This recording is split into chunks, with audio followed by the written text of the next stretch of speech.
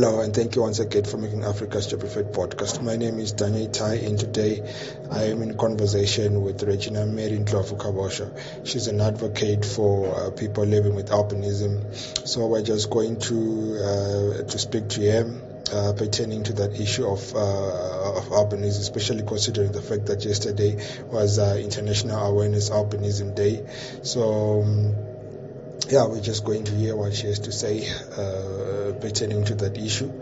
So, a lot of things are happening to people living with albinism. They're being tortured. They go through ritual killings. There's a lot of loathing. They get a lot of repugnance. So I was just going to hear what she has to say pertaining to that issue, and especially considering the fact that she's from South Africa. That this is where those rampant, killings and are best, like in Southern Africa, not South Africa per se, but in Southern Africa, we have an issue. We have been having issues with Malawi, Tanzania. There have been issues raised pertaining to the ritual killings of people living with albinism. So I'm just going to hear what she has to say, what this day means to her. And I know she's also a media, into media. She has her own media company where she does this thing of raising awareness through a media company, like into film and into music. She has a very, very impeccable voice. I'm telling you, her voice is something else. But anyway, today we're not going to talk about music per se, but we're just going to focus on what this day means, to her, and the albinism community at large, So let's hear what she has to say. Do I want to be somebody? Yes. Do I want to achieve my goals? Do I want to see this world come to one piece one day? I gotta go back to my Bible. I gotta go back to my word. I gotta go back to the scriptures. I gotta go. I said the Lord is my shepherd, and I shall not want. Though I walk through those valleys of shadows and death, I fear no evil, 'cause Jesus is with me. So that is question number one, what Albinism International Day means to me. It means that the word is living proof, sharper than any two-edged sword, piercing through bone and marrow to the division of the heart and the soul. Because I am not just Regina Mary, I am the product of the word. Because the God that I serve said to me, I'm fearfully and wonderfully made. I am not a mistake, and I came here because I got business to do on earth. I came here, and the word taught me that I'm in a journey of being around so many living things, so many beautiful creations, so many colors around this world, and each and every one of them has been confused, has taken journeys, has had generational experiences to a point where I'm here now. And now that I'm here, I'm aware there's Black history, there's that history, there's that culture, there's that tradition, there's that corona happening. And what is my job? My job is to realize that if it was done before, if Martin Luther King, if we have a Black president, if we've got African people who have made it, who can stand and say, we are free. This is what you call freedom. It was done by human beings just like me. So this day today means that, whoa, baby, we are almost there. We're almost there because we didn't even exist in the point of identity. We don't exist. We do, we don't. So we have one day out of 365 days to say, hi, well, hello, it's fine. It will do. It's enough. It's better than not even being heard. So today means, listen, girl, albinism, the new era, my voice is definitely going to be amplified. Maybe today, and God says, wait. you are not being denied. But I know when the next one comes or the third one comes, that day, that will be the day the entire universe knows that, they will know what they need to know. Wow. Yeah, you have an impeccable voice. But I like the way that you say you are proud, of being someone who's living with albinism. The way you uphold yourself. But I know that it's not like many people living with albinism. I know they don't really feel the same. They feel like they're outcasts, in the society because of their skin pigment. So, what are some of the major challenges, that are being faced, by people living with albinism, that might need an immediate attention, to be solved? What are some of those immediate challenges? One, skin cancer. Skin cancer. Skin cancer. The sun is albinism's greatest enemy. And of course, that is no one to blame but the fact that nothing is impossible. This world did not have sunscreens. This world did not have material things. This world did not have clothes. But today, we are living in a world of amazing brains. So skin cancer is bad. 2 seconds in the sun and I am dead. It's painful. It's like fire on your skin. It's the same as just taking your hands and putting them on a stove. And eventually, the pain goes away, but once that gets done, you get skin cancer. And the most biggest problem is the fact that as a woman with albinism, me being in the sun every day, because I have to get a job, I have to leave, I've got kids, I give birth, I am human. But people don't understand that what you are doing, I'm doing. I'm human, I'm of the flesh, I love what you love, I do what you do. So I have to get out, I have to leave, I have to be responsible.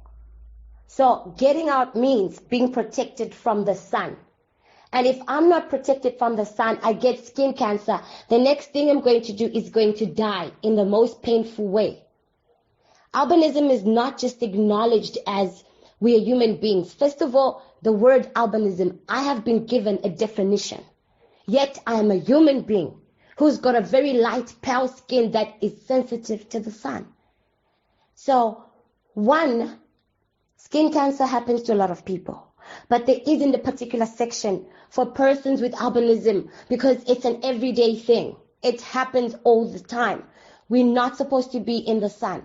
So we need the entire universe to come together and put our brains together to create a particular sunscreen that can protect persons with albinism. Secondly, as a woman with albinism, I need to go to a dermatologist who has to check my skin to make sure that I have not picked up this cancer, because it's not identifiable until the stages start to move and move and move. And I know this because somebody was sleeping in my bed and they were on a different stage and I had not had any idea of what skin cancer is. I went to Baragwana, they couldn't help me, they sent me back home. I went to a private doctor who looked at the situation and said this could be on stage 6. I went to Charlotte Maklele, the most biggest hospital in South Africa, and they sent me back. So basically, there isn't a system that accommodates. If I get skin cancer tomorrow, I'm going to have to watch myself, be in hell before hell actually happens. Not that I'm going there. But that's the situation. Schools, there is no provision. It's clear we are defined under disability, but nobody is going into schools to sit down with these teachers and tell them this child needs large font. It's just 1, 3, 5 out of 600 kids. Are you telling me you will not have compassion? So, clinics, hospitals, there isn't books, DVDs. There's nothing that if a woman gives birth to a child with albinism, bang, they get to be informed. All those are provisions and more. Let's leave the beliefs and the myths and the what. But these are serious matters because end of the day, we are part of developing this world. We are not born into small portions. We are part of every person. You, as the producer that's listening, you are able to have a child with albinism. It doesn't have to be a generational science thing. You are just human. Tomorrow you give birth to a child that's green. The woman just gave birth to 10 kids. Should we kill them because that's not normal? So basically, those are the provisions that are not being implemented. The discrimination, the killing, yes, it's bad. It's bad because I'm an advocate. I have my voice, albinism, the new era. There's all these human beings with lives that are going through this day and night. So there isn't any human compassion because TV, radio is the most powerful thing in the world. You are telling me that out of all these generations of being human, there's only one particular creation that is not identified as human, and that's persons with albinism. One, there is no cartoons on TV that has other kids with albinism that play with other kids. Two, there are no books in schools. Oh, Michael went to play with Sally. Sally's black, Michael's white. Blah, blah, blah. There isn't anything. There is no programs. There is no daily week information. There is no impact campaigns that are going into communities. There isn't an everyday let's feed, let's learn. It's not like the news. It's not like anything else. And that is a problem. And it's not a problem if I continue on this journey to make sure that my voice DVDs will be gotten out there. Albinism entertainment would be represented. Albinism lives. Basically, I am not in a box. I'm part of this great creation, and I'm going to live my life to the fullest. And whatever may be happening to all of us, regardless of our creation, our job is to be here, hold that person's hand and pull them up so they can stand on their own. You only have to be there for a person once, then they'll go. Teach a man how to fish, and he'll become a fisherman.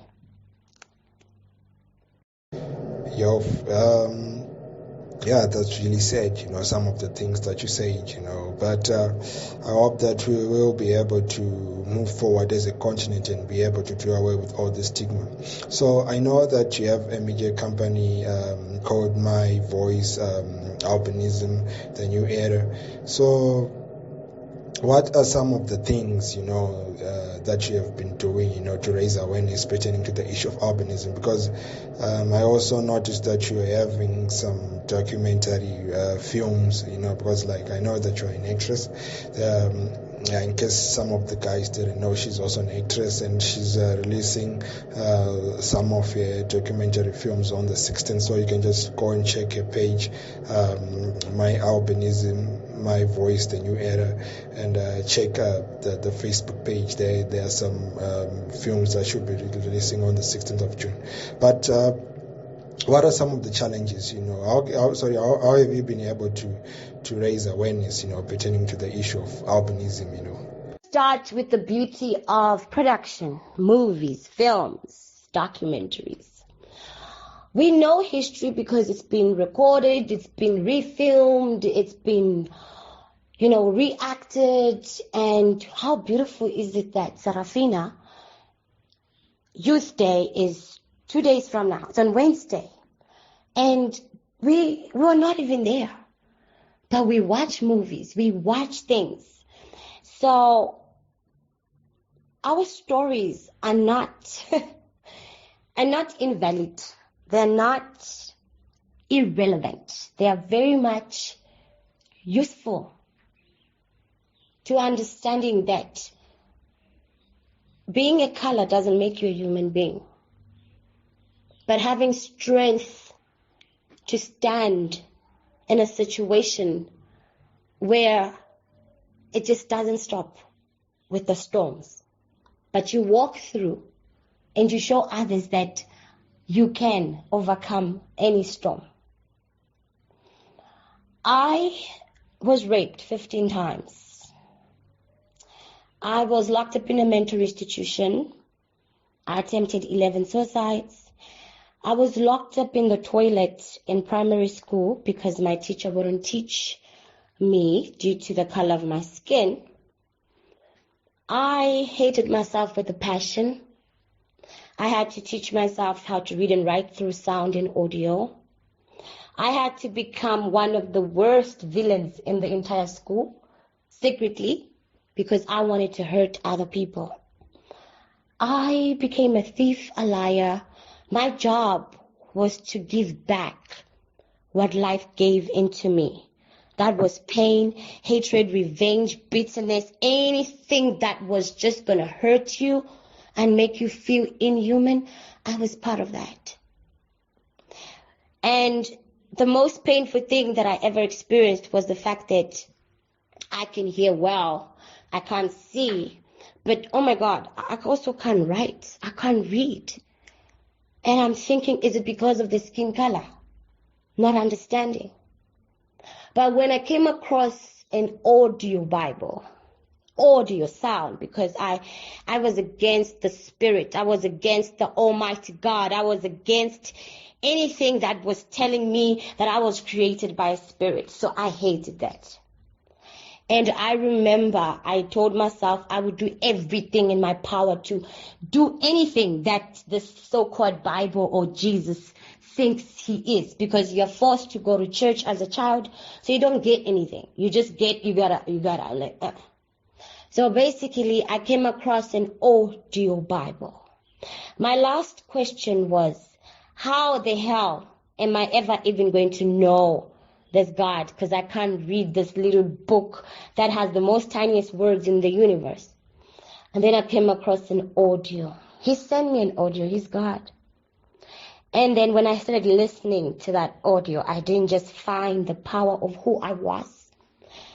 I was actually able to transform letters to words. I was able to realize, oh, sound, audio. I started watching movies. I started checking subtitles. I started using lyrics and music videos. I started using products in the house. Sugar, I'll go get the spelling. This, I would ask a person, what's that? And then they would tell me, then I'll go check the spelling. And here I am. Here I am. Producer of My Voice, Urbanism, the New Era talk show host, motivational speaker, evangelist, anointed voice of God, actress, the list goes on. So the sooner we start getting that information on radio, newspapers, books, not because it's June 13, but because we are here. We're not going anywhere. I'm here. I'm here, and I'm asking people to just say, move out of my way nicely, because my force, when I decide to put on my ignition and come through, you're going to think I'm taking over, and I'm not taking over. I'm just saying we are all here. There's enough for everybody. It's not nice to treat a person like they're not there. It's just not nice to treat a living thing like it wasn't. It's the worst pain you can ever make a person feel. Well, that's a wrap of today's segment of AfriCast.